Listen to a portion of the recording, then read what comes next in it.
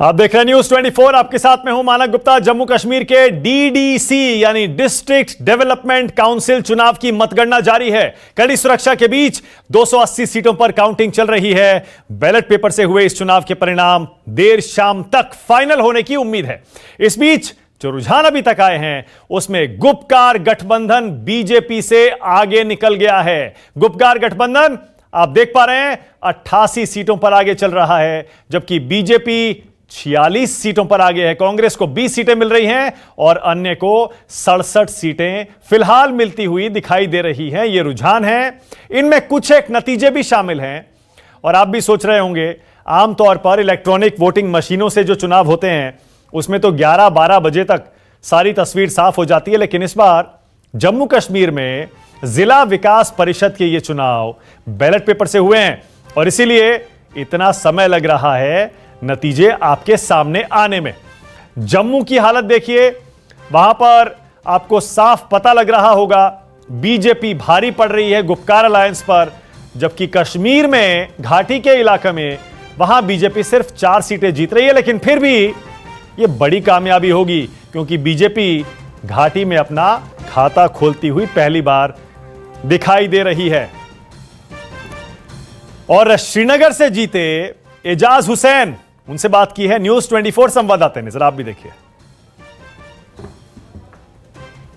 कश्मीर घाटी में बीजेपी ने पहले चुनाव में यहां पर पहली बार इतिहास में खाता खोला है। डीडीसी चुनाव में श्रीनगर के बालहमा इलाके से एजाज ने यहां पर जीत हासिल की है। एजाज बताइए, क्या ऐतिहासिक जीत है, पहली बार कश्मीर में कमल खिलाया? मैं मुबारकबाद देना चाहता हूं माननीय प्रधानमंत्री जी को और माननीय अमित शाह जी को और जितने संगठन के लोग हैं जिन्होंने हम पे विश्वास किया और हमें यहाँ पे मुकाबला करने के लिए हमें सीट दे दी। मैं ये सब बोलता हूँ कि ये जो सीट की जीत है ये भारतीय जनता पार्टी के हर एक कार्यकर्ता की जीत है और हर एक उस फर्द की जीत है जिन्होंने यहाँ पे बलिदान दे दिया है यहाँ तिरंगा उठाने के लिए। ये राष्ट्रवादी लोगों की जीत है और आने वाले समय में जो विकास का हमारा नारा है, मूल मंत्र, उसको हम लोग ग्राउंड स्तर पे हम लोग पहुँचाएंगे। और आने वाले समय में ये जो प्रोपेगेंडा इन्होंने फैलाया था जो Bharatiya Janata party communal party है, इसको शायद वोट नहीं देंगे। आज जब 64% वोटिंग हो गई और 50% से ज्यादा हम लोग जीत के आए तो उनको शायद जो उनकी नीतियां उनके ऊपर सोचना चाहिए। तो कितने वोटों से आपने जीत हासिल की? यहाँ टोटल 64% वोटिंग हुई थी और 50% से ज्यादा हमारे वोट्स पड़े हैं। और अभी आपका क्या संदेश है जो यहाँ पे लोग हैं, क्योंकि आप काफी सारी सीटों से लड़े, पहली आपकी जीत हुई है, कैसा महसूस हो रहा है? और क्या एक ही संदेश है कि कश्मीर को फिर से जन्नत बनाओ। कश्मीर में जो आतंकवाद फैल रहा है या जो आतंकवादी गतिविधियां हो रही है या जो प्रोपेगेंडा फैला रही है अलायंस, वो ना हो। हम लोग मिलके एक बार कश्मीर को जन्नत बनाएं ताकि कश्मीर जो टूरिज्म के लिए माना जाता था वो फिर से एक बार टूरिज्म का एक बड़ा हब बने। और जो राष्ट्रवादी लोग हैं जो कुछ प्रोपेगेंडा फैलाते थे कि शायद कश्मीर के सारे लोग आतंकवादी है, ये उनके लिए भी एक बहुत बड़ा संदेश है कि कश्मीर के सारे लोग आतंकवादी नहीं है, बल्कि कश्मीर में राष्ट्रवादी लोग हैं जो अपने देश का मान सम्मान करना जानते हैं। क्या आपको अंदाजा था कि बीजेपी यहाँ से जो है कमल खिलेगा श्रीनगर में, वो भी डल झील के पास? पूरा विश्वास था क्योंकि जिस प्रकार से हम लोग मेहनत कर रहे थे, जिस प्रकार से संगठन के लोग यहाँ पे लगे हुए थे, हमें पूरा विश्वास था कि यहाँ पे कमल इस बार। अभी क्या उम्मीद है? अभी क्योंकि नतीजे तो अभी पूरे नहीं आए हैं, क्या उम्मीद है और भी कमल खिलेंगे? बिल्कुल, मुझे उम्मीद है कि और भी कमल खिलने चाहिए ताकि इससे और हमारी मजबूती हो जाएगी। जी, हमसे बात करने के लिए शुक्रिया।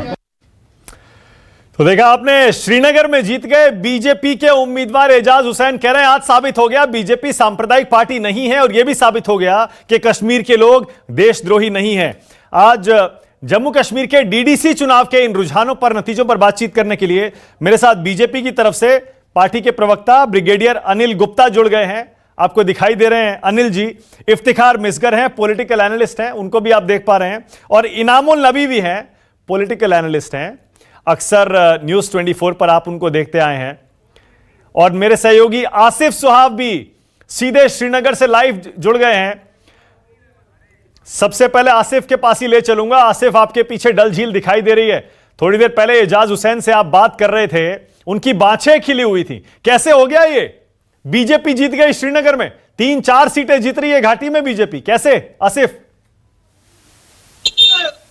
देखिए, जो बीजेपी ने एग्रेसिव कैंपेन यहाँ पर पूरे कश्मीर घाटी में की, 1 महीने तक उनके राष्ट्रीय प्रवक्ता सीनियर नेता शहरवाज हुसैन यहाँ पर बने रहे और उसके बाद अलग अलग इलाकों में जाना और स्टार कैंपेनर्स चाहे इमरान ठाकुर हो, जितेंद्र सिंह हो, उनके दूसरे मुख्तार अब्बास नकवी हो, बड़े बड़े नेता इन्होंने यहाँ पर पूरी ताकत बीजेपी ने जो कि कश्मीर घाटी में पर्टिकुलरली जम्मू में शायद भरोसा था कि हम क्या करेंगे प्रदर्शन, जम्मू उनका गढ़ पहले से ही माना जाता है बीजेपी का, लेकिन कश्मीर घाटी में उन्होंने पूरी अपनी जान जो थी इन चुनावों में। और जिस प्रकार से PAGD गुपकार अलायंस यहाँ पर लोगों से 370 के समर्थन में वोट मांग रहे थे, तो वही बीजेपी ने को ना छूते हुए केवल यहाँ पर विकास और इस तरह की बातें की, डेवलपमेंट की बातें की, ग्रास रूट लेवल पर डेमोक्रेसी को मजबूत करने की बात की, तो शायद कहीं न कहीं वो परिणाम उनको आज यहाँ पर मिला कि कश्मीर घाटी में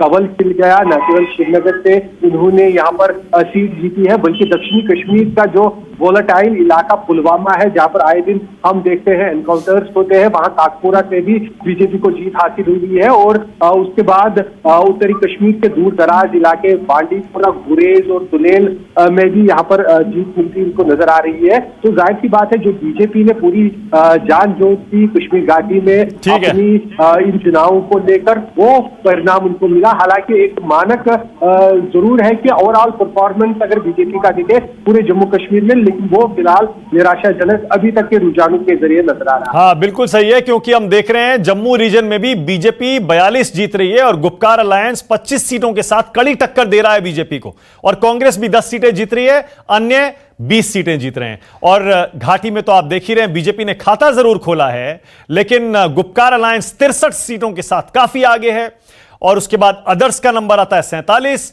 और फिर कांग्रेस 10 सीटें। नमस्कार, मैं हूं मानक गुप्ता। अगर आपको हमारा ये वीडियो पसंद आया हो तो इसे लाइक और शेयर जरूर करें, और हां, हमें सब्सक्राइब और फॉलो करना ना भूलें, ताकि आप देश और दुनिया की कोई खबर मिस ना करें। तो जुड़े रहिए हमारे साथ और देखते रहिए News 24।